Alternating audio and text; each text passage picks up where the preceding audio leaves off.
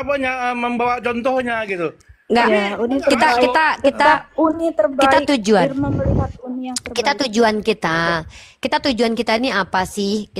Kalau saya kan tujuan saya memperlihatkan kepada anak-anak mahasiswa bahwa tantangan berdakwah itu tuh berat, teman-teman. Beratnya adalah yang kita hadapi ini bukan orang akademisi, tapi orang-orang jahil yang memframing dirinya akademisi. Dia bawa buku banyak, dia pegang di tangannya buku, tapi dia nggak tunjukkan isi buku itu apa. Contoh, dia pegang-pegang buku gini. Jadi dia mau pencitraan bahwa aku loh bawa buku. Lah, masalahnya Banyak buku tadi. itu kaitannya dengan Ya, Jangan-jangan makanya yang tanya, ditampilkan buku menu nasi padang lagi kan? Nggak tahu gitu. Kayak siapa yang Dia banyak banget tampilkan dua bukunya buku. itu yang ada yang Sisa, ada itu dubur nih yang berdarah. siapa yang kalau lain banyak Dubur bukunya berdarah. siapa? Biji berdarah, Dubur biji berdarah. berdarah apa siapa itu? Dubur- Dubur berdarah. Kagak Dubur tahu. berdarah. Banyak buku tapi ngebedain Tuhan dengan manusia nggak bisa gimana? Ngapain? Dia RK tadi banyak nggak mengerti bahasa akademis macam logika falasi ketika Uni Nggak, bertanya. nggak. Dia pun nggak bisa jawab apa maksud, nggak ngerti. Jadi dia nyerocos aja berdasarkan opini dia sendiri, terus memframing lawan bicaranya agar lawan bicaranya down. Makanya Uni bilang, loh saya kok jadi downgrade ya, kata Uni. Uni sadar kondisinya kok jadi begini. Kenapa? Dari Karena nggak downgrade, nyambung. saya downgrade. Iya, saya tahu. Betul. Kenapa? Karena yang dihadapi ini Yaudah. orang yang IQ-nya jongkok gitu. Jadi kita merasa Nggak apa-apa, udah. Kita Jadi bodoh kita. kita jangan banyak tidak perlu banyak menanggapi dia karena dia sudah diketahui bagaimana. Oke, saya sapa dulu nih. Ini kalau saya minta penilaian dari beliau nih boleh nih. Oke, Assalamualaikum Bang Mesia. Silakan. Bagaimana penilaiannya tentang aktivitas diskusi kali ini? Silakan. izin Uni sebelum saya izin turun Ya. dulu ya Uni, mungkin ada yang mau naik yang lain. Terima Oke, kasih ya oke. Uni. Khusus Iya, soal, iya. Monggo. Waalaikumsalam. Babi Gembala, saya pamit Siap, ya. siap. Assalamualaikum warahmatullahi wabarakatuh. Ini Ayang Gembala. Waalaikumsalam. Yang sebelah Ayang Gembala. Ya. Ya kan Ya, Papi yang Gembala, gembala. Ayang Gembala ya. Assalamualaikum. Waalaikumsalam warahmatullahi wabarakatuh. Gimana Papi? Siap ya yang gembala. Ini kok belum ganti nama ya yang gembala ini saya nunggu. Akulah dia. Dia akulah dia. Ya, jadi nggak apa-apa, teman-teman ya. Teman-teman sebelum diskusi, adik-adik mahasiswa, adik-adik mahasiswi, sebelum diskusi itu pertama adalah variabel yang di dalam diksi judul yang kalian bawa itu jangan lari dari konteks itu ya. Misal judulnya adalah Yesus mati ditombak, maka variabelnya adalah Yesus. Kita bicara tentang Yesus. Tapi kalau variabelnya adalah fakta penyalipan, sebenarnya nggak ada kaitan dengan Yesus dan Nabi Isa. Tapi kita bicara tentang fakta. Ini paham ya, teman-teman. Nanti kalau teman-teman misalkannya nanti bikin skripsi atau karya ilmiah, pasti yang dituntut itu. Judulnya apa? Fakta penyalipan. Kok membahas tentang Isa dan Yesus? Apalagi Isa tidak ada kaitannya sama sekali. Kenapa? Yang dibahas adalah fakta-fakta penyalipan. Apa faktanya? Nah, itu harus dibuka. Makanya saya minta dia tadi jelaskan di awal. Tapi kembali lagi ya, yang dia bawa adalah buku Flavius Josephus yang menceritakan tentang ada anak manusia yang mati dibun-bun sama orang Yahudi. Pertanyaannya, siapa dia anak itu? Nah, maka harus dijawab. Pertama, siapa dulu? Di mana dia lahir? Apa kredibilitas orang itu sehingga masuk ke dalam tokoh sejarah? Apakah dia adalah camat, RT, RW? Kalau Nabi Muhammad, dia menjawab. Contoh, siapa yang menuliskan tentang Nabi Muhammad? Orang-orang yang tidak ada kepentingan untuk menaikkan nama Nabi Muhammad. Siapa dia? Para sejarawan yang memang objektif. Kedua, apa kredibilitas Nabi Muhammad sebagai pemimpin di Jazirah Arab yang memang ada implikasi itu, kayak ada perubahan di Arab, sehingga di Arab itu terjadi perubahan besar-besaran. Tadinya mereka tuh nggak ngerti Tuhan, tiba-tiba mereka tahu Tuhan dan mereka percaya bahwa Tuhan yang dibawa itu sumbernya dari si orang ini. Nah, kalau Yesus kan tidak merubah sama sekali kampung halamannya, artinya dia tidak menjadi tokoh yang berguna pada masa itu gitu loh. Ngerti nggak? Jadi teman-teman tahu ya, tokoh sejarawan itu adalah tokoh-tokoh Yesus, yang ini Yesus Yunani maksudnya nih. Yesus Yunani kan Yesus kan banyak. Ini itu. Yesus Yunani. Itu yang Iya. saya tanya, yang dibahas ini tuh Yesus yang mana oleh Flavius Josephus itu membahas Yesus apa? Yesus yang tokoh apa? Apakah Kalau tokoh yang dibun-bun misalnya, fakta empiriknya apa? Kenapa harus dikatakan bahwa dia anak Maria gitu kan? Apakah Flavius membuktikan di situ secara metodologi sejarah yang dimaksud adalah anak Maria? Itu harus teman-teman. Gitu. Iya, karena setahu saya nama anak Maria itu bukan Yesus, tapi Yeshua Hamasiah atau Iso. Yeshua. Yeshua. Hamasiah. Gitu loh. Karena setahu saya orang-orang Siriwil itu nggak ada yang us, nggak ada. Ini siapa sebenarnya Iya, Usus betul. ini? Itu loh gampang kok. Iya, jangan-jangan ya. Iya. Iya. Makanya itu yang kita bahas. Tapi teman-teman, karena RK tadi blunder 3 kali ya. Saya mencatat RK itu blunder 3 kali. Yang pertama mengatakan bahwa setiap manusia itu harus ada fakta sejarahnya. Ya, itu bahaya banget kalau begitu. Kalau manusia tidak ada tulisan sejarahnya dikatakan fiktif, ibu Yesus fiktif, bapak tirinya fiktif, ya, Paulus fiktif, bahkan Yesus sendiri fiktif. Karena kita tidak merujuk kepada Yesus yang anak Maria. Daud sendiri fiktif. Itu pertama. Yang kedua, dia mengatakan begini. Blunder pertama. Blunder kedua adalah dia mengatakan uniriva logical fallacy ketika ditanya mana tokoh sejarah yang menuliskan Isa. Padahal saya tidak menstatementkan itu. Saya mengatakan Isa bukan tokoh historis.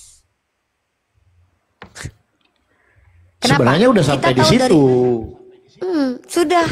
Pertanyaannya, Papi Gembala tahu Nabi Isa dari sejarawan atau dari Allah? Ya dari Allah lah ceritanya, itu kan dari Ya Al-Quran bukan. kita tahu kan. Berarti bukan tokoh historis tapi tokoh teologis. Tokoh teologis, selesai. Dia nanya pula, oh apa dia manusia? Manusia harus punya historis. Nenek moyangmu punya historis gak? Jangan-jangan nenek moyangmu gak ada? Longor betul ya. Gak tahu cara berpikir mereka ini gimana ya. Saya pusing juga loh. Kadang-kadang Gak cara tahu lah. diskusinya ini gimana Iya, ya. kadang Irma pun bingung ya cara. Iya, jangankan Nabi Isa alaihissalam zaman itu. Ya itu saya bilang ke Irma, nenek saya aja itu nggak tahu saya, nggak Nggak, tahu. sejarah. Berarti kalau Dia tidak hanya ada keluar-keluar, historinya, besar suara itu iya. menang.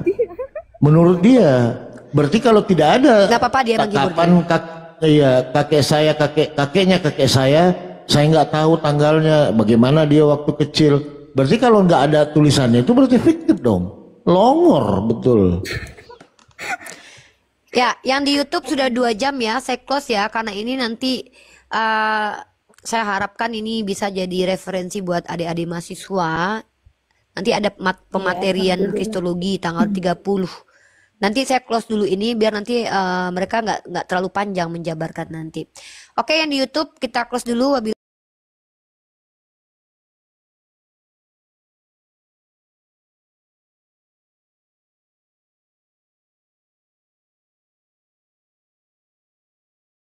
Meskipun aku bertanya sesuatu kepadamu, namun kamu tidak akan menjawab.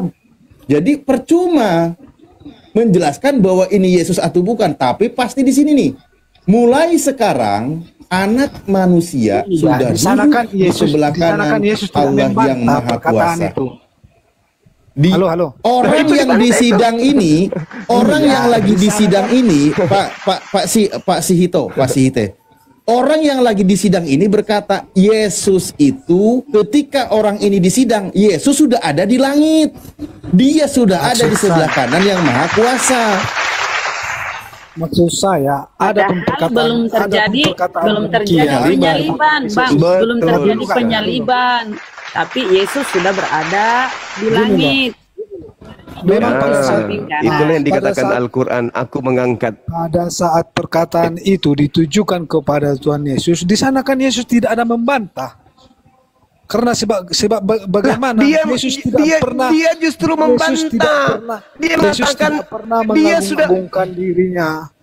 Akulah raja, akulah Astagfirullah. bapa. Justru Nggak pernah di situ dia mengagungkan. membantah. Cuman, kalau Dia orang katakan memberikan persembahan buat Yesus kemuliaan sudah dia, ada di persembahan itu langit. diterima. Kalau Dia ada mengatakan orang, Yesus sudah ada di langit. Justru Yesus yang ditangkap ini, yang disalib ini, itu membantah kalau dirinya Yesus. dengan mengatakan bahwa Yesus sekarang sudah ada di langit. Gini loh Bang Juma, kalau memang penilaian Anda demikian, sekarang saya tanya balik dulu sama Anda. Berarti yang memakaikan lenan, yang lari ya, yang ditangkap bukan Yesus. Oh, kalau memang sesuai dengan penilaian Anda, kalau yang disalib itu bukanlah Yesus, itu yang disalib ini yang mengatakan, yang disalib ini yang mengatakan aku bukan Yesus, bukan saya. Itu. Sekarang juga anak manusia sudah duduk di sebelah kanan Tuhan yang Maha Kuasa. Berarti yang duduk di depan mahkamah agama ini Yesus atau bukan? Makanya dengarkan dulu. Makanya nggak usah bang, saya tanya. Berarti yang sedang berbicara di hadapan mahkamah agama ini siapa? Yesus atau bukan? Anda tidak kasih waktu sama saya untuk ngomong. Makanya saya mau menerangkan. Justru saya bertanya itu karena saya kasih Anda waktu. Ini loh Bang Juma, supaya Anda tidak keliru. Kenapa di kelahiran kok jadi saya yang keliru? Gini loh Juma, enggak dengar dulu. Kenapa mulai dari kelahiran dan sebelum penyalipan Anda mengakui Yesus itu adalah?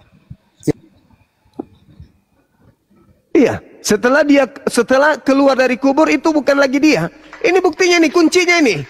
Yang disalib ini mengatakan Yesus sekarang sudah ada di langit. Yang disalib ini loh yang mengaku. Ini belum disalib. Ini masih disidang. Ini masih disidang. Jangan di-mute. Ada kata sudah. Ini masih disidang ini. Ya kan guru, ini masih disidang. Orang yang kalian sembah ini yang keluar dari kubur ini masih disidang, belum disalib. Dan dia telah mengatakan sekarang juga. Kenapa Anda membantah? Makanya saya bilang Bang Juma, gini loh Bang Juma. Kenapa setelah Yesus bangkit dari kematian pada pas penyaliban, Anda tidak mengakuinya dia lagi, padahal mulai dari saya sudah bilang yang keluar dari kubur itu bukan Yesus, Cak Ayu. Bahkan jangankan yang keluar dari kubur, yang ditangkap aja bukan Yesus. Astagfirullahaladzim, ya Allah ya Karim. Bang Juma. Makanya saya bilang Juma, kan Anda mengakui Yesus yang lahir dari Bunda Maria itu Anda akui tidak?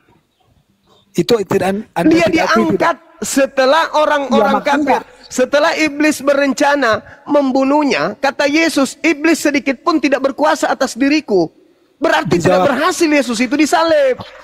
Yang ditangkap ini bukan Yesus. Ini bukti data. Kalau yang ditangkap itu bukan Yesus. Aduh, pening aku. Kenapa data yang ada dalam kitab saudara Anda bantah? Kenapa? Ini dalil dijawab dulu pertanyaan saya. Makanya didengar. Gak ada. Ini dalil. Kau baca ini. Dalil ku jawab ini. Dalil ku jawab. Karena kamu yang punya room, kamu yang berkuasa. Tidak kamu kasih waktu untuk lawan debatmu. Di situ kenapa kamu tidak membantah dalil ini? Kenapa? Kenapa kau tidak bantah dalilnya? Sekarang yang saya kenapa kau bantah saya? Kau bantah dalilmu.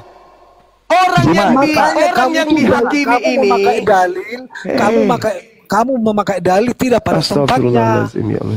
Itu ini orang lagi sedang disidang. Kamu memakai dalil orang lagi disidang itu. Makanya dengar dulu saya ngomong. Orang lagi disidang ini. Ini orang lagi disidang. Yesus sedang disidang nih. Orang yang ditangkap ini sedang disidang. Nanya, Bang Ite. Ini orang lagi sedang disidang. Yang disangka Yesus berkata, sekarang juga Yesus sudah duduk di atas di langit. Berarti yang disidang ini bukan Yesus, kampret. Cuma ini Yesus kan ini kenapa saudara-saudaraku Kristen ini? Kenapa kalian ini kok? Kenapa kalian ini? Al-Quran kok benar kali? Kenapa Al-Quran saya terlalu benar gitu loh? Kalian itu zalim. Karena kalian tidak menggunakan akal. Kenapa Al-Quran saya begitu benar ya Allah ya Rabb? Kenapa Al-Quran saya begitu sempurna? Tidak boleh saya. Astagfirullahaladzim ya Allah ya Karim. Saya mau bicara juga. Ini tertulis, malah ditunjukkan dalilnya. Orang yang sedang disidang, yang akan digiring kepada penyaliban, berkata, sekarang juga Yesus sudah duduk di atas di langit. Berarti ini yang disidang bukan Yesus. Saya boleh ngomong tidak? Saya boleh ngomong tidak? Udah, mending masa air. Boleh saya ngomong? Gini coba apa yang kau mau ngomong apa sih? Coba. Gini, Udah jelas kalian sekali itu yang disampaikan data-data dengan Ya, argumen gini. Gurunda. Silakan. Apa? makanya saya bilang itu dalil tidak sesuai pada tempatnya letaknya kalian buat. Makanya saya bantah. Gini, Kenapa saya bilang kayak gitu? Lucunya, Yesus lucu. Ini dalil penangkapan ini. Dengar dulu saya ngomong. Ini dalil penangkapan yang ditangkap ini. Kamu yang harus mendengarkan. Ini dalilnya yang ditangkap ini bukan Yesus. Kenapa Anda nggak bantah dalil itu? Kenapa bantah saya? Makanya saya Ini dalil bilang sampai di jelas mengatakan di mana menurut iman kalian Yesus yang lahir dulu dari Bunda Maria itu berkeliaran di bumi sampai di mana? Sampai di mana dia kalian akui? diangkat. Apakah Dia diangkat pada saat Anda kapan- baca di dalam Lukas 22. pada saat kapan dia diangkat? Pada saat kapan? Pada Ada saat- tidak ada yang tertulis. Tadi tertulis. dengarkan. Tadi Anda baca di dalam Lukas 22 nomor 4344. Yesus berdoa kepada Tuhannya, Bapa biarlah cawan ini berlalu, tapi jangan atas kehendakku tapi atas kehendakmu yang terjadi. Lalu maka malaikat turun dari langit memberikan kekuatan kepadanya. Dia semakin bersungguh-sungguh dalam berdoa, peluhnya seperti titik darah yang jatuh ke tanah. Itu malaikat turun memberi kekuatan kepada dia. Saat itulah dia diangkat. Gini loh Bang Juma. Apa bukti saat itu dia diangkat? Dengar. Apa bukti saat itu dia diangkat? Berdasarkan khotbah muridnya. Muridnya yang berkhotbah di dalam Kisah Para Rasul 2 nomor 33. Malaikat mengangkat Yesus ke langit. Pengakuan Yesus juga ketika dia dicobai iblis di dalam Lukas 4, Matius 4. Malaikat akan diutus oleh Tuhan untuk menatang Yesus di tangannya, untuk mengangkatnya ke langit. Jelas itu. Iya, dia diangkat. Dan Yesus pun mengatakan tidak ada orang yang sanggup mengambil nyawaku, melainkan aku sendiri yang menyerahkannya. Yesus menyerahkan dirinya, diangkat ke langit. Pada saat dia dicobai dicobai, tahu nggak di situ apa perkataannya? Jatuhkanlah dirimu, sebab malaikat akan menangkapmu supaya kau tidak terantuk ke batu. Nggak ada dibilang di situ. Nah itu ada nggak tertulis? Ada nggak tertulis? Ada nggak tertulis itu? Tahu nggak Juma berapa kali Tuhan dicobai? Yesus itu dicobai. Banyak kali dia dicobai. Dan kemudian Yesus sendiri mengatakan, Yesusnya yang sendiri mengatakan, aku tidak akan mati. Yesus yang mengatakan itu, keluar dari mulutnya sendiri, berdasarkan nubuat Daud. Tiga cobaan yang dikasih sama Yesus apa aja itu Juma? Alamak, ketika dia dibawa ke bait suci, ketika dia dibawa ke padang gurun, oke? Iya. Ketika ke atas bait suci. Enggak berhasil, jangan mimpi. Iblis tidak akan berhasil. Rencana iblis berkongkol-kongkol dengan Yudas, dengan tentara Romawi, dengan orang Farisi tidak akan berhasil. Yesus sendiri yang mengatakan di dalam Yohanes 12 nomor 31, Yesus sendiri, Yohanes 14 nomor 30, Yesus sendiri mengatakan, iblis tidak berhasil sedikit pun terhadap diriku. Yesus yang mengatakan itu. Pada saat dia dicobai, apa jawaban? Berhasil nggak? Berhasil nggak iblis? Ya tidak berhasil, justru karena tidak berhasil. Tidak berhasil. Ketika iblis berencana menyalib Yesus, berhasil nggak iblis? Itu Juma, kenapa dia berhasil? Inilah bukti bahwa kalian itu berada di kubu iblis. Kamu berada di tidak ada Tuhan minta korban manusia, kampret. Di mana Tuhan meminta korban manusia? Jangan mimpi kau. Yang minta korban manusia itu hanya Dewa Molok. Dewa Molok. Kalian itu penyembah Dewa Molok kayaknya. Sekarang gini, siapa Tuhan yang mengorbankan manusia? Siapa Tuhan yang mengorbankan manusia? Tuhanmu, iblis. Yesus mengatakan yang mau mengorbankan Yesus itu iblis. Yohanes 8 nomor 37 sampai 44. Kenapa kau ingin membunuhku?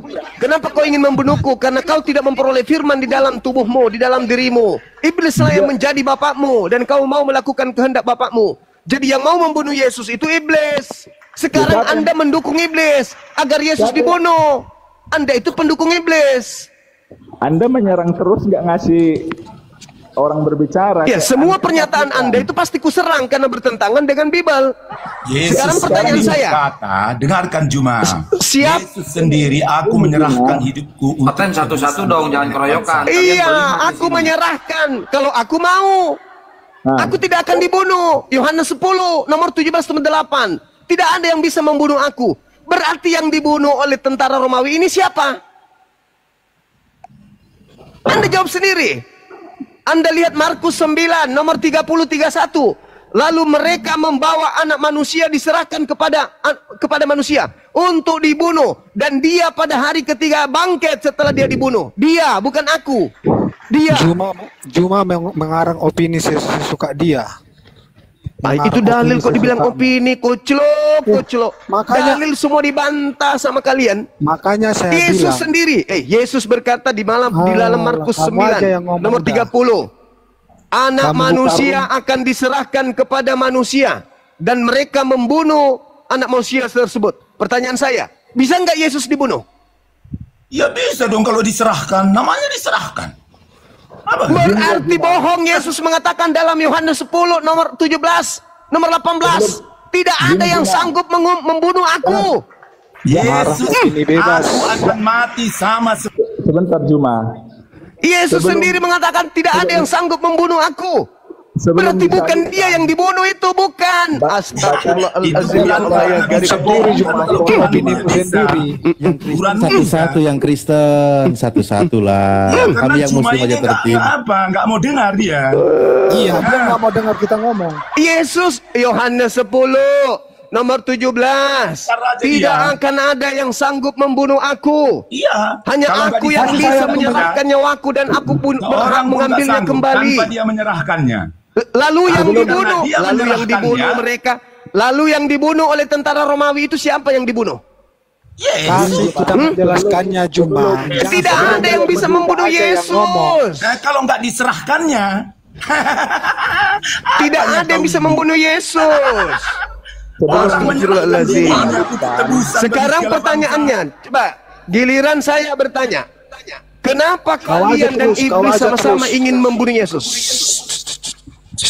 Kenapa Anda dengan iblis sama-sama ingin membunuh Yesus? Kenapa? Jawab.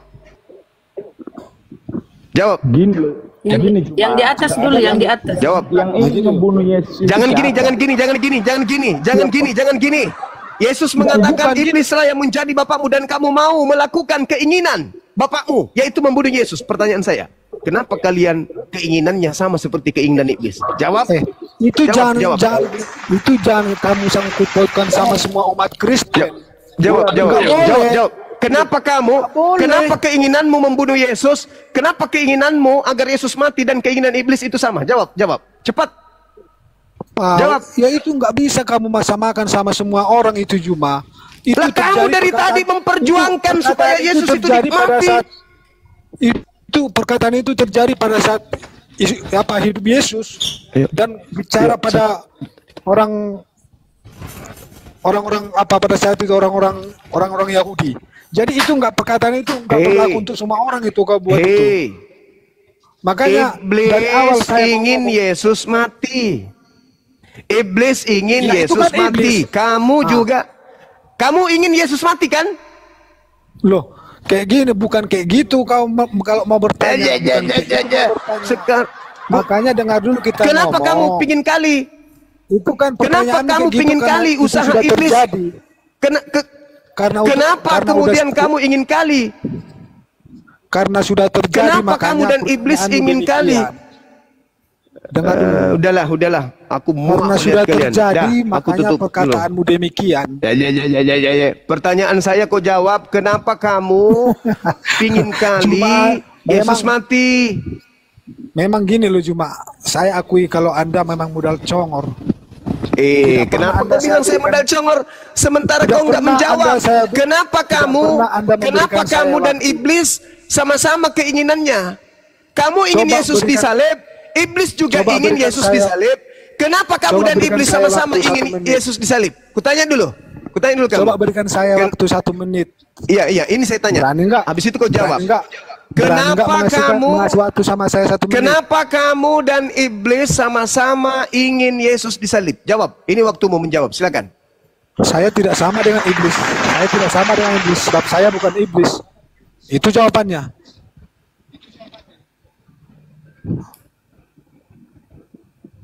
Gampang, itu aja jawabannya. Saya tidak sama dengan iblis yang pada Terus yang saat kau itu. perjuangkan tadi bahwa yang disalib itu siapa? Maka ya, yang disalib memang nyata itu kalau yang disalibkan. Nah, itu berarti Yesus. kau ingin Yesus itu mati. Tadi saya Makanya sudah saya- memberikan data samamu. Saya sudah kasih kamu data di Lukas 22 nomor 69. Yang dihakimi itu bukan Yesus, tapi kau maksa itu Yesus. Makanya Berarti saya kamu mau Yesus yang disalib. Berarti kamu dan iblis sama-sama mau Yesus disalib. Makanya Yesus mengatakan, iblislah yang menjadi bapakmu dan kamu mau melakukan keinginan-keinginan bapakmu. Kamu munafik ketika kamu mengatakan kamu tidak mau Yesus disalib, kamu munafik. Kalau kamu tidak mau Yesus disalib, lalu siapa yang menebus dosamu, kampret? Kamu yang munafik. Masa kamu samakan orang zaman dulu sama sekarang? Itu udah 2000 tahun yang lewat. Pakai otak dong. Udahlah. dengar Dinda Pakai Andi otak. bisa masuk, Dengar Dinda saya ibadah dulu. ngomong. Dengar saya dulu Berkenan ngomong. orang gila ini. Di sini bentar. Anda membuka dalil, Anda membantah dituntun. dalil Anda sendiri. Mudah-mudahan otaknya yang berkarat bisa kita bersihkan supaya bisa waras. Ya minimal yang mendengarkan di bawah. Tidak boleh kamu menilai otak saya karena kamu tidak memberikan waktu sama saya. Saya selaku apologet Islam Indonesia menjabarkan Al-Quran Iya, dan Anda menjabarkan tidak isi boleh Bible. menilai otak Tidak ada saya penistaan karena di situ. Anda Kalau tidak Anda memberikan menolak, waktu ya itu sama berarti Anda saya. menolak Bible Anda sendiri. Itu dari Coba Anda. Anda Saya berikan menjelaskan waktu apa yang sama tertulis saya di dalam kitab saudara. untuk membukakan Dan itu pikiran juga Anda. adalah pernyataan Yesus itu sendiri. Silakan. Saya ibadah dulu. Kalau pernah Dan dengar kau hadapi guru saya. kalau Silakan. pernah dengar Oke, Bible oke. karena begitu besar kasih karunia akan Coba mana nih? Mikael. Dia mengorbankan anaknya Oke, pelan-pelan, Mikael. mengaruniakan anaknya yang tunggal sehingga manusia tidak lagi binasa. Pernah nggak dengar itu? Pernah. Yohanes 3:16 ada dalilnya itu.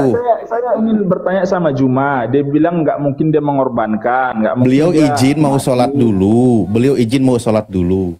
Nah, sekarang kita kembali ke poin pembahasan, ya. Karunia dari Tuhan. Pertanyaan saya begini, kan Anda kan barusan membawa dalil itu. Apakah Iya. dengan Yesus mati di kayu salib sebagai karunia dari Tuhan? Itulah karena begitu besar. Karena begitu besar kasih karunia. Iya, tahu. Tadi sudah dibacakan dalilnya. Itulah menunjukkan Apakah betapa Yesus, apakah dengan Yesus digantung di kayu salib yang dipaku tangannya, ditelanjangi, diludahi, ditumbak, itu adalah karunia dari Tuhan? itulah jalannya. Pertanyaan sederhana gini, diajak santai kok malah jalannya. Iya, berarti Anda memahami karunia Tuhan itu adalah kematian Yesus di kayu salib, begitu? Ya itu cara penebusannya, penebusan dosa manusia. Jadi buat Anda kekejian terhadap Yesus adalah itu sebuah karunia? Itu bukan karunia. Iblis yang menginginkan seperti itu. Ya udah, clear. Berarti kematian Yesus itu bukan karunia dari Tuhan, tetapi kekejaman, kekejian yang dilakukan oleh iblis. Iya. Kan begitu, Pak? Tapi dengan itu, nah dengan sekarang cara seperti itu, itulah satu-satunya cara untuk menebus dosa manusia. Loh, ya udah, enggak. Ya udah, berarti karunia menurutmu di situ. Mengorbankan nyawa, ngerti nggak mengorbankan nyawa? Kok jadi mengorbankan nyawa? Untuk Bang, menebus. ya memang terbelit teman-teman Kristen. Kalau masuk ke sini, itulah kenapa sampai detik ini masih panas temanya sesama Kristen pun. Karena apa? Karena mau jujur nanti jadi timnya iblis, nggak jujur, sulit mencari karangan-karangan baru. Umat Islam jeli bertanya, begini jadinya. Nah, karunia dari Tuhan, gini. Oke. Sebentar Bang Mikael, begini, biar Anda kan tadi bawa dalilnya. Coba sekarang biar kita ketemu dalilnya pada poin. Saya tanya dulu, Anda jawab habis ini, Anda jawab pakai data ya. Coba, apa karunia dari Tuhan, kalimat itu yang tadi Anda katakan, saya kasih contoh. Apakah Yesus dengan selamat dari kayu salib, itu sebuah karunia dari Tuhan, atau Yesus mati dengan sadis di atas kayu salib, itu sebagai karunia dari Tuhan? Yang mana? Yang karunia dari Tuhan itu dari kedua contoh itu tadi. Bangkit dari kematian. Itulah contoh karunianya. Kenapa jadi bangkit dari kematian? Orang dia baru disalib kok. Setelah dia mati disalib, bangkit nggak pada hari ketiga? Bangkit kan? Ngapain jadi ngomongin bangkit? Orang ngomongin mati di kayu salib. Emang orang Kristen dosanya ditebus dari kebangkitan? Dia mati. Lucu Bapak ini. Kenapa jadi nggak jujur? Lambang imannya orang Kristen di tempat ibadahnya di gereja itu palang salib, bukan kuburan, pocong orang bangkit dari kubur, bukan. Kenapa jadi kebangkitan yang dibahas? Baca Bible, jangan hanya sepotong-sepotong yang diambil. Ya, makanya saya tanya tadi, Bang, setahu saya nih, lambang imannya orang Kristen itu salib bukan pocong. Jadi nggak ngomongin kebangkitan loh.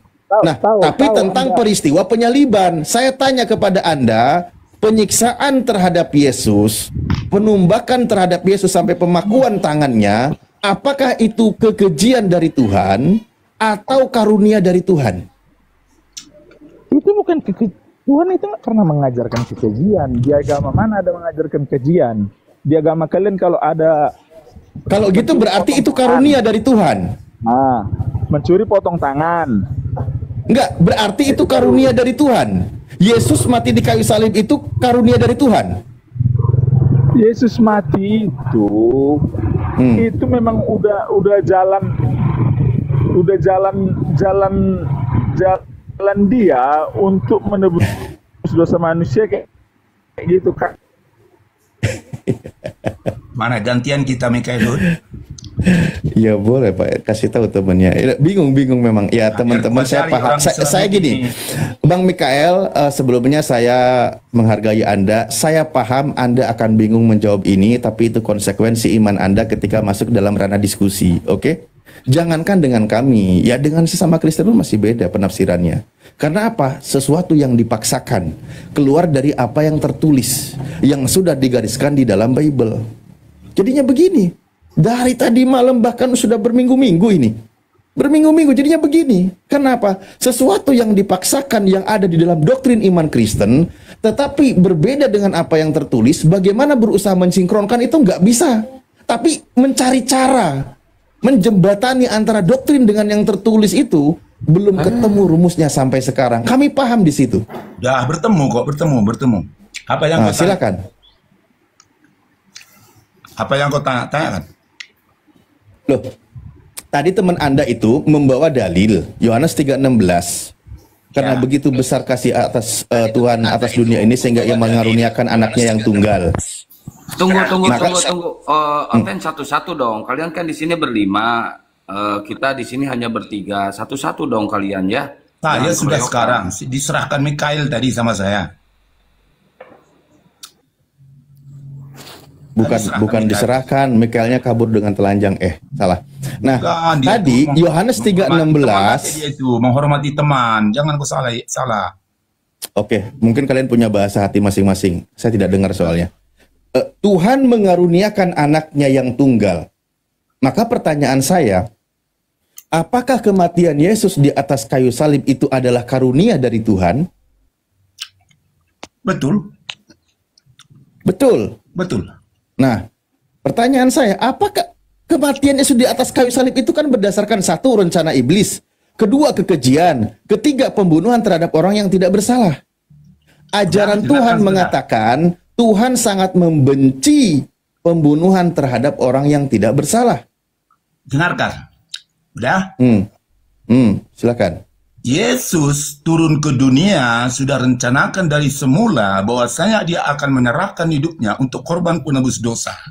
Harus melalui kematian. Dan sekarang di dunia ada setan. Setan pekerjaannya pembunuh dan pembinasa. Itu kerjanya. Jadi ketika Yesus datang ke dunia dia juga mau membunuh. Karena pekerjaannya pembunuh. Berarti setan itu menggenapi pembunuhan Yesus. Dengarkan dulu supaya kau nanti tahu. Anda sudah sebutkan barusan. Iya, pertanyaan saya Pak Singa. Pertanyaan saya, berarti setan itu menggenapi rencana Tuhan. Cuma juga kau. Loh, ini pertanyaan saya, Anda jawab. Berarti setan itu menggenapi rencana Tuhan. Udah dengarkan dulu. Setan pekerjaannya pembunuh. Tahu kau? Nah, kalau misalnya aku ini mau kuserahkan diriku padamu, kalau engkau kalau engkau tidak membunuh, nggak mungkin kau membunuh. Kalau kuserahkan berbunuh aku, nah aku bilang engkau nggak mau. Tapi setan itu memang kerjanya pembunuh.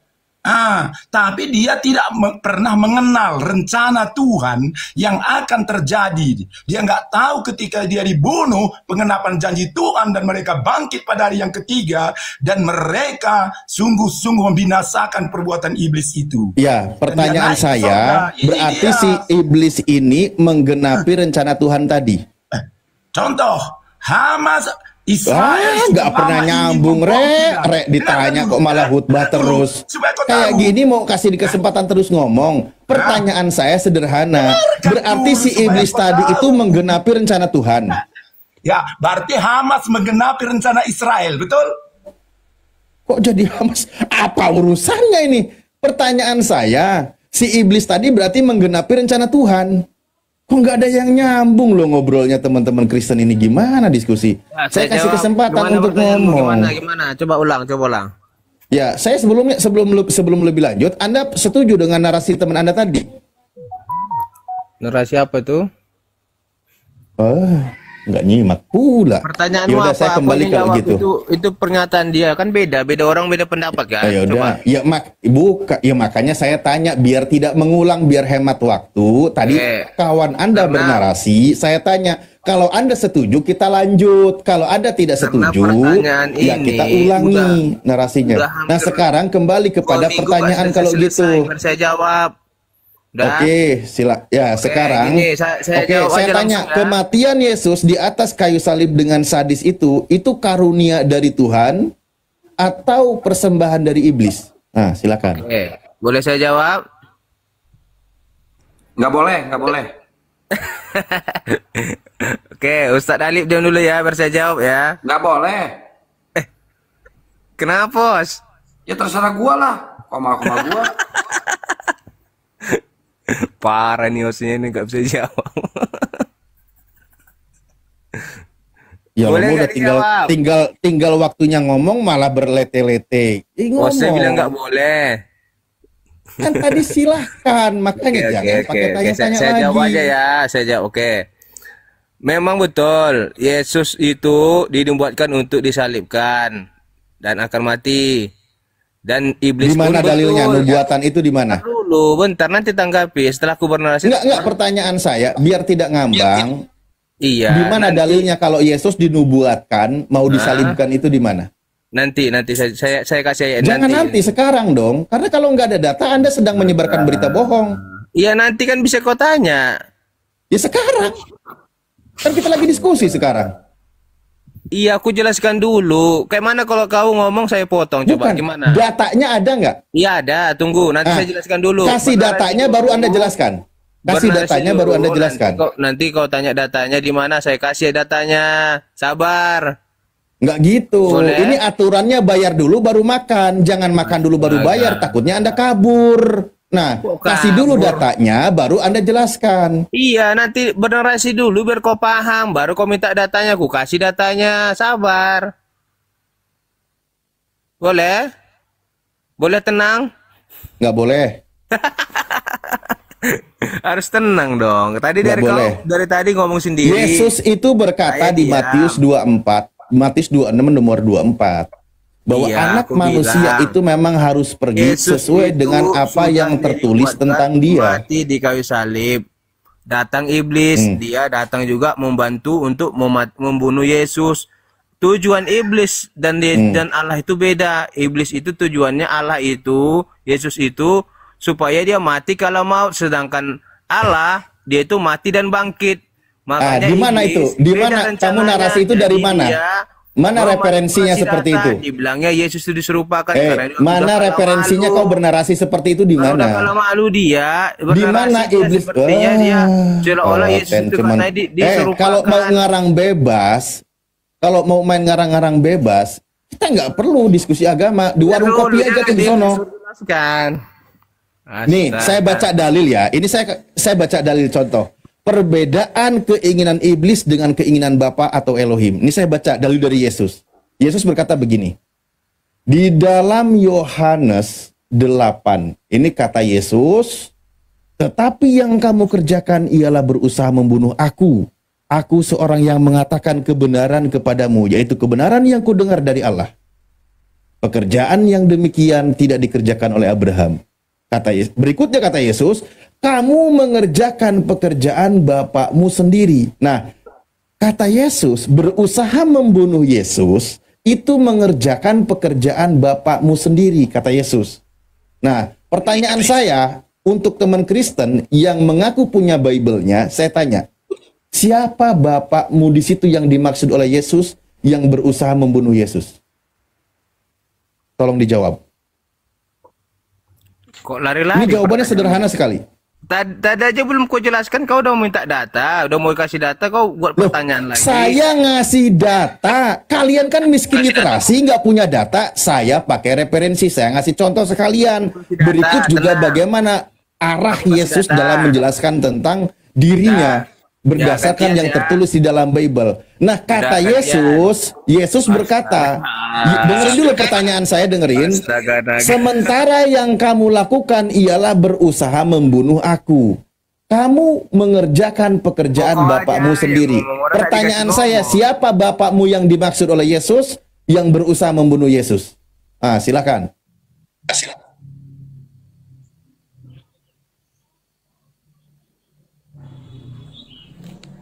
Ayo Yeremia, ayo Yeremia, ayo. Tanggung jawab Anda. Iya, silakan.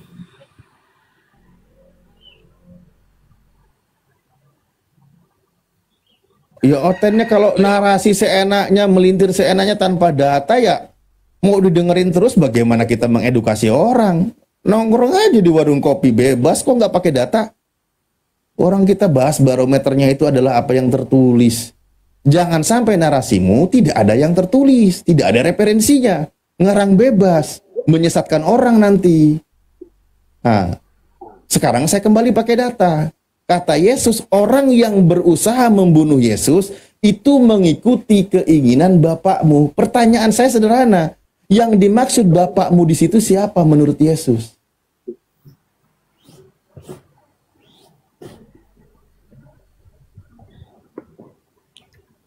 Bangun, aduh. Yeremia jawab, atau siapa nih Oten yang lain? Bang Sel, tadi rebutan. Ayo, MD apa ini? MD Zoo, Kristen. Ayo Yeremia. Gampang kok pertanyaannya. Iya, kita kasih pertanyaan itu yang mudah, Bunda. Yang biar apa? Karena kalau yang agak berat-berat, Oten nggak bisa jawab. Makanya kita yang mudah-mudah aja dulu pertanyaannya. Kan gitu. Kita mulai dari yang termudah, biar terbuka pikirannya dan nggak ngarang bebas. Nak Rey, tinggal kau jawab ya. Aku kasih data tadi ya, tenang. Alip, tenang. Baru aku kasih datanya. Data apa lagi? Orang pertanyaanku tinggal dijawab kok. Tadi katanya mana datanya? Mau dikasih datanya nggak mau. Dengar pertanyaan saya, dengarkan pertanyaan saya. Maksud Yesus berusaha membunuh Yesus mengikuti keinginan bapakmu. Siapa bapak yang dimaksud oleh Yesus?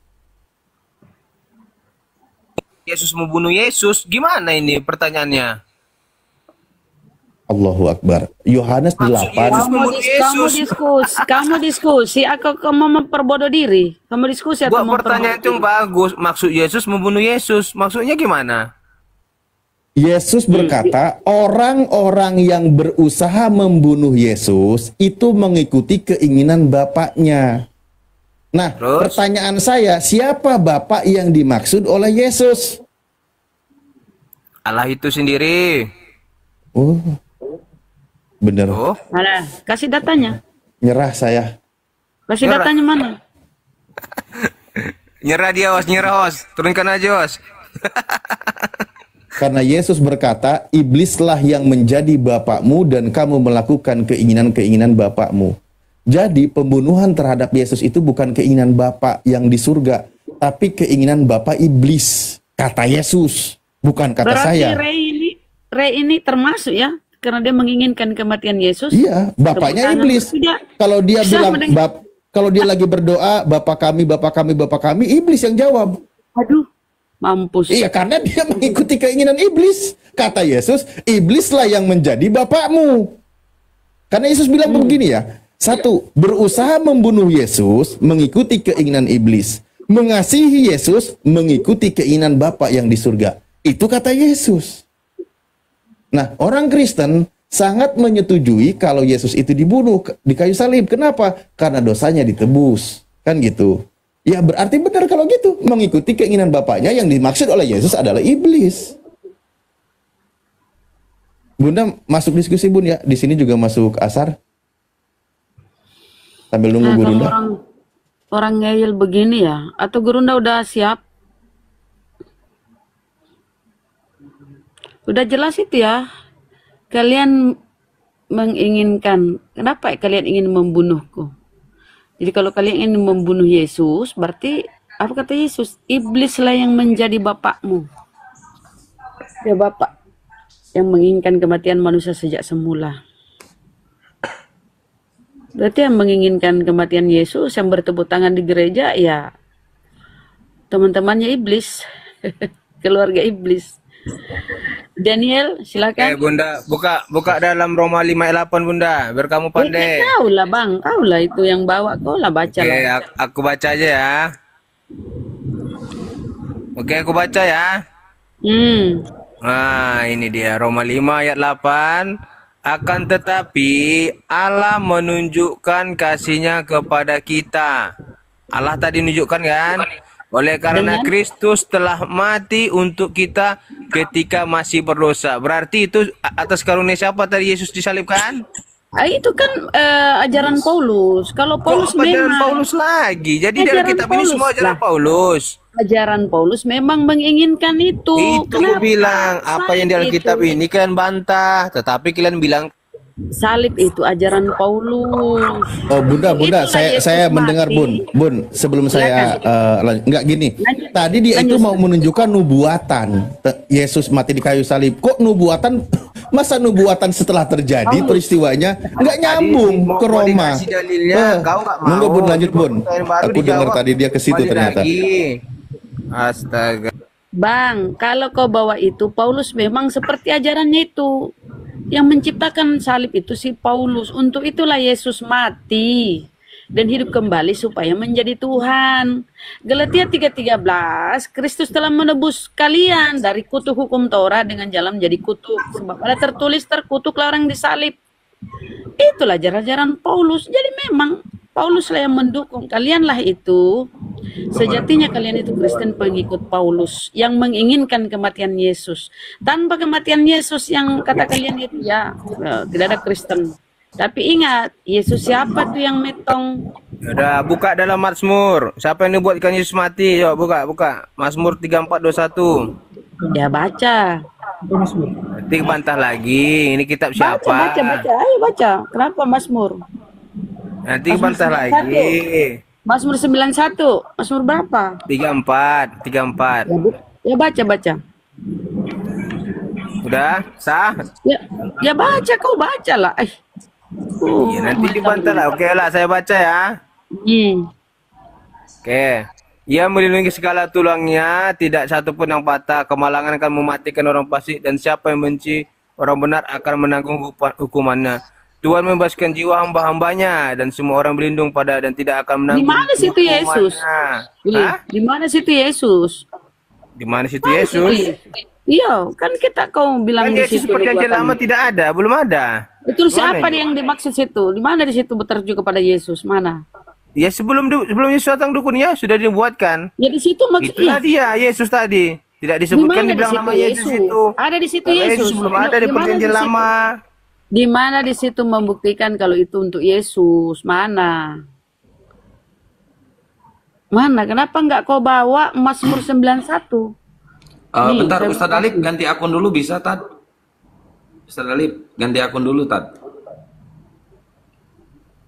Oh, saya telepon bentar, sebentar.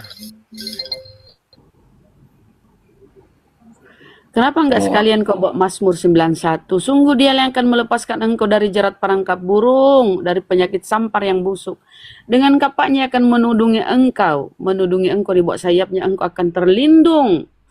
Engkau akan berlindung, kesetiaannya ialah perisai dan pagar tembok. Engkau tak usah takut terhadap kedahsyatan malam, terhadap panah yang terbang di waktu siang, terhadap penyakit sampar yang berjalan dalam gelap, terhadap penyakit menular yang mengamuk di waktu petang. Walau 1000 orang rebah di sisimu dan 10.000 sebelah kananmu, tetapi ia tidak akan menimpamu. Engkau hanya menontonnya dengan matamu sendiri dan melihat pembalasan terhadap orang-orang fasik. Siapa itu orang fasik? Orang menyerahkan seseorang yang tidak bersalah, tidak berdosa, dia adalah orang fasik. Siapa itu? Yudas. Jadi jangan cuma ngambil-ngambil itu yang nggak ada di situ Yesus, ngambil juga ini 91. Mazmur 91. Daniel, selamat sore, Kristen. Gurunda sudah aktif. Wih, ada keluarga Tuhan, Mas Aha. Daniel. Selamat sore. Selamat sore. Silakan apa yang Ya, jadi saya sependapat sebenarnya dengan Edis TV bahwa salib Golgota itu rencana iblis. Saya sependapat. Ya ini keren. Karena begini ya. Ada tertulis di dalam Yeremia 7 ayat 31 bahwa Tuhan tidak pernah memerintahkan, bahkan terpikir dalam hati dan rencananya untuk mengorbankan anak manusia. Karena itu cara-cara paganisme. Itu Yeremia 7 ayat 31. Jadi mengorbankan anak manusia itu cara paganisme. Jadi Allah Bapa tidak pernah merencanakan itu. Oke, kemudian yang kedua, ada ayat dalam kitab Tanakh orang Yahudi tertulis begini. Sedangkan kematian orang fasik aku tidak berkenan. Apalagi kematian Yesus orang benar.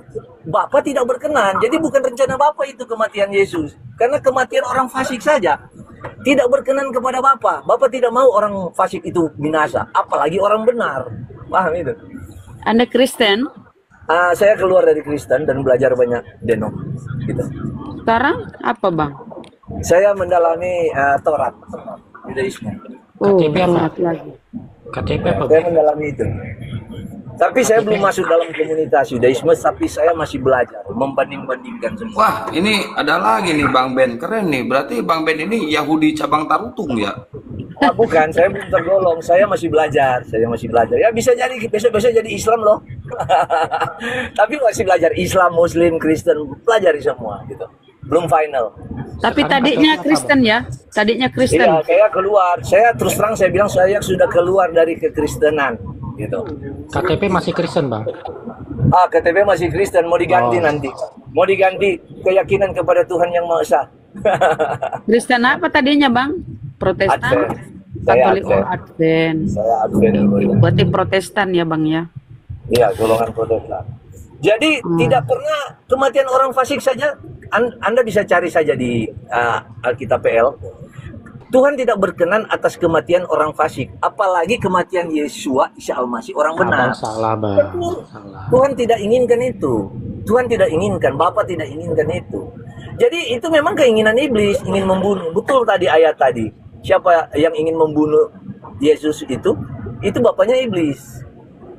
Nah, jadi saya ambil kesimpulan seperti ini ya, kesimpulan saya.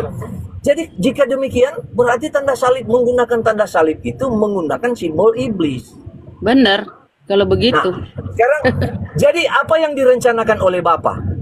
Mengutus Allah itu, mengutus utusannya supaya menjadi taat, itu jadi teladan, supaya ketika setan menggoda, mencobai, ingin membunuh, menyiksa dan sebagainya, rencana setan ini, Bapa akan membalikan itu menjadi satu kebangkitan. Gitu. Jadi rencana Bapa itu membangkitkan, tapi rencana mematikan itu rencana iblis. Jadi rencana Bapa mengutus utusannya supaya taat, kemudian membangkitkan. Itu Bang, yang benar. Tunggu sebentar, Bang. Kalau nggak mati gimana cara membangkitkannya, Bang? Apa? Kan kalau untuk membangkitkan kan harus mati dulu. Mati dulu. Dan kematian itu rencana setan. Setan ingin kita mati. Bentar-bentar, itu lonceng gereja bunyi. Dimatiin dulu lonceng gerejanya. Oh iya iya. HP itu Kang, HP. Iya, saya punya alarm. Oh, alarm. Jadi membangkitkan itu rencana Tuhan, ya kan? Betul nggak? Iya, rencana Tuhan. Nah, untuk membangkitkan itu kan harus mati dulu, Bang. Nah iya, rencana setan itu supaya kita mati. Tuhan merencanakan kita mati tidak. Dia Allah orang hidup, bukan orang mati. Paham? Paham prinsip kebenaran ini? Dia Allah orang hidup, bukan Allah orang mati. Jadi dia tidak menghendaki manusia mati. Kematian orang fasik saja dia tidak berkenan. Apalagi Isa Al-Masih ini kematian orang yang benar. Dia tidak berkenan karena itu rencana iblis. Jadi menggunakan simbol salib itu, jika demikian, ini menggunakan simbol salib itu berarti, ya saya pikir-pikir ini, berarti menggunakan simbol rencana setan. Coba. Betul itu ya. Berarti karya setan ya, karya iblis ya Bang ya. Iya betul. Aduh, bisa hancur, bisa habis Kristen ini. Bisa bentar lagi banyak bersyahadat ini kalau dia sadari seperti pemikiran Bang Daniel. Iya, khusus untuk tauhid ya, khusus tauhid. Aku boleh bantah Bang Daniel nggak? Boleh nggak? Silakan. Gini Bang, dulu itu iblis itu berusaha menghalangi Abraham saat akan mengorbankan anaknya. Ya, makanya lahirlah ritual lempar jumroh itu. Nah, kemudian kenapa dia terus? Nah, sekarang Abang coba gunakan pakai akal, Bang. Kemudian Tuhan itu mau mengorbankan anaknya, kira-kira iblis akan menghalangi atau enggak?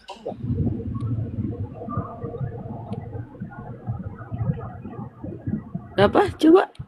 Udah paham Bang Daniel pertanyaannya si keluarga Tuhan nih. ulangi. Coba Gak ada lanjut. suaranya Bang Daniel. Lanjut. Dulu kan iblis itu menghalangi Abraham saat akan mengorbankan anaknya kan Bang. Nah, 2000 tahun kemudian Tuhan mau mengorbankan anaknya Yesus. Nah, kira-kira tuh iblis akan menghalangi lagi atau enggak?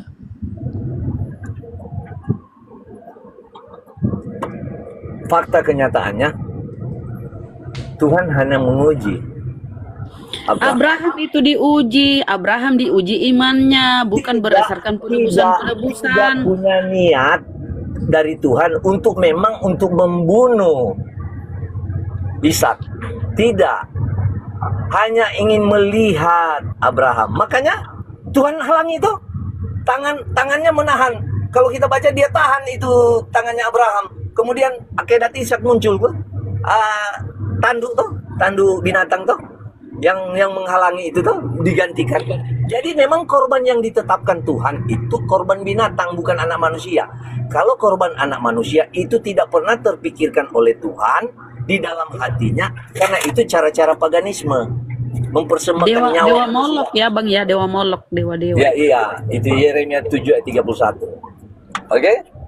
Boleh Gojiro. Assalamualaikum. Bang Haji Indra. Bang Keren siapa tadi? kalau pemikirannya kayak Bang Daniel ya. Oh keren sekali. Saya sudah pelajari ini, keren sekali. Makanya kan Yesus berkata kan di Yohanes 8. Kenapa kalian ingin membunuh aku? Iya. Dia bertanya. Berarti kalian mengikuti keinginan iblis. Iblislah menjadi bapakmu. Pertanyaan tadi yang tanya tadi, apa Bapak ingin membunuh Ishak? Menyuruh tidak kan? Kan dihalangi. Diganti dengan hewan.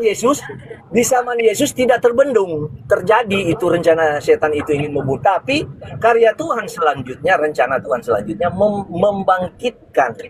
Jadi kita harus bukan percaya kepada salib, itu simbol iblis. Yang kita percaya seperti utusan-utusan Tuhan, itu rencana Tuhan supaya kita taat, supaya kita dibangkitkan. Itu rencana Tuhan. Tapi rencana iblis ingin membuat kita menderita, mati. Paham itu? Dan Tuhan tidak berkenan atas kematian orang fasik, apalagi orang benar seperti Isa Al-Masih. Tidak berkenan Tuhan. Tuhan tidak ingin gitu. Jadi yang ingin siapa? Ingin membunuh Yesus. Iblis. Itu simbol salib itu. Ya. Saya pikir-pikir itu simbol rencana iblis. Janganlah kita pakai itu. Saya nggak pakai di sini dulu. Ya, Sejak dari Kristen juga saya tidak pernah pakai. ya nggak masuk akal aja bang. Dulu iblis itu menghalangi Abraham waktu mau mengorbankan anaknya. Nah sekarang Tuhan mau mengorbankan Itu anaknya. dengar ya, Mas Saha, Mendukung. dengar. Abraham itu diuji imannya, bukan sebagai korban-korban, penebus dosa, penebus salah, bukan. Itu diuji imannya. Apakah dia bisa mampu sanggup mengorbankan anaknya? Akhirnya kan dia taat tunduk kepada perintah Tuhan. Tapi Tuhan tidak menginginkan korban manusia. Maka digantilah. Yang jelas itu seperti kata Bang Daniel tadi. Salib itu adalah karya iblis. Yang menghendaki penyaliban ini adalah rencana iblis. Itu jelas data-datanya disampaikan. Cerdas. Jadi aku bilang ya teman-teman Kristen yang mau berpikir menggunakan akalnya ini tentu setuju dengan pernyataan Bung Daniel. Ya, jangan framing Bunda. Lah, Itu bukan framing. Framing Itu kan berpihak, nggak masalah. Kalau berpihak, yang framing itu bilang sesat, bilang ini dan sebagainya. Itu framing karena kalian bukan agama Kristen, jadi tidak paham. Coba mana datanya kalau bukan iblis yang menginginkan tuh kematian Yesus. Baca tuh Coba Yohanes saya 8. Di mana iblis menginginkan Yesus mati? Nah, baca ini saya kasih data ya. Di Nah. Yohanes. Saya kasih data. Yohanes 8:43 tadi yang dibaca-baca itu. Saya kasih data ya. Ya. Lebih enak pakai data kita. Betul. Nah, Yang modal ngomong-ngomong aja nggak pasti tuh. coba baca di Yohanes 13:2. Mereka sedang makan bersama dan iblis telah membisikkan rencana dalam hati Yudas. Yang memprakarsai ini, membisikkan ke Yudas ini rencana pembunuhan ini, si Bilisis. Nah, untuk apa? Baca sampai habis. Untuk supaya Yudas berkhianat. Nah, itu. Berarti rencana iblis kan? Yudas berkhianat, bukan untuk Berarti menyalibkan iblis- Yesus. Loh, kamu kan Yudas, Liku kenapa nggak nyambung dia? Coba baca, Kan coba baca Yudas yang- baik-baik. Yudas itu kan yang berkhianat kepada Yesus. Berkubaca aja Bunda ya, tenang, berkubaca ya, berjelas ya, tenang, berkubaca. Baca. Yohanes 13 ayat 2. Mereka sedang makan bersama dan iblis telah membisikkan rencana dalam hati Yudas Iskariot. Siapa yang membisikkan rencana? Tunggu dulu, belum. Ya berkelanjut. Siapa yang membisikkan rencana pembunuhan Yesus? Baca habis dulu, tuh tenang. Baca dulu. Rencana apa? Rencana ingin membunuh toh iblis. Tenang dulu. Apakah rencana ingin rekreasi? Ada rencana ingin rekreasi. Ngomongnya satu biar jelas satu. Biar saya baca dulu ya, tenang. Sebelum selesai baca jangan ngomong dulu, berjelas. Oke. Mereka sedang makan bersama dan iblis telah membisikkan rencana dalam hati Yudas Iskariot, anak Simon, untuk mengkhianati dia. Siapa dia ini? Bang Haji Indra. Rencana apa yang dibisikkan itu kepada Siapa dia Yudas ini di sini? Siapa berkhianat? dia ini di sini?